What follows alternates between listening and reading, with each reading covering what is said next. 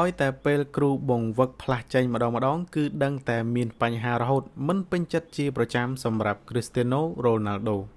ខ្លាយជារឿងរ៉ាវ Talk of the Town ម្ដងទៀតហើយនៅក្នុងការប្រកួតថ្មីៗនេះរបស់ Ronaldo ដោយប្រជាជននៅក្នុងសង្គមអនឡាញជាច្រើនបាននាំគ្នាចែករំលែកវីដេអូដែលពូដូដើរចូលទៅក្នុងបន្ទប់ដោយអាកប្បកិរិយាមួម៉ៅក្តៅក្រហាយជាខ្លាំងនៅក្នុងករណីដែលគ្រូបង្វឹក Stefano Pioli របស់ Al Nassr បានធ្វើការផ្លាស់គាត់ចេញនៅនាទីទី61នៅពេលដែលហេតុការណ៍បែបនេះវាបានកើតឡើងម្ដងហើយម្ដងទៀតច្បាស់ណាស់ថាប្រជាជននៅតាមបណ្ដាញអនឡាញជាច្រើនបាននិយាយដូចគ្នាថា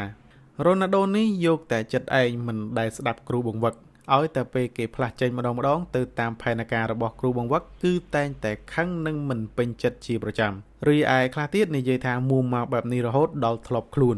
និងខ្លះទៀតនិយាយថាបន្តិចទៀតគ្រូបង្វឹកម្នាក់នេះនឹងត្រូវដកចេញទាំងអស់នេះវាជាហេតុដែលនាំឲ្យរឿងនេះជារឿងដែលគេចាប់អារម្មណ៍ជាងការដែលក្លឹបរបស់ Ronaldo ទទួលជ័យជំនះទៅទៀតលុបបាត់លទ្ធផលដែលគួរឲ្យសរសើរបាត់ឈឹងគ្នាយើងឈ្នះក៏គេមិនចាប់អារម្មណ៍ដែរគេនិយាយតែពីរឿងមួម៉ៅនេះឯងប៉ុន្តែទោះជាយ៉ាងណាក៏ដោយ Cristiano Ronaldo លេងឲ្យ Al Nassr 3 ការប្រកួតចុងក្រោយនេះសុទ្ធបានគ្រប់ការប្រកួតនិងត្រូវផ្លាស់ចេញចំនួន2ការប្រកួតផងដែរ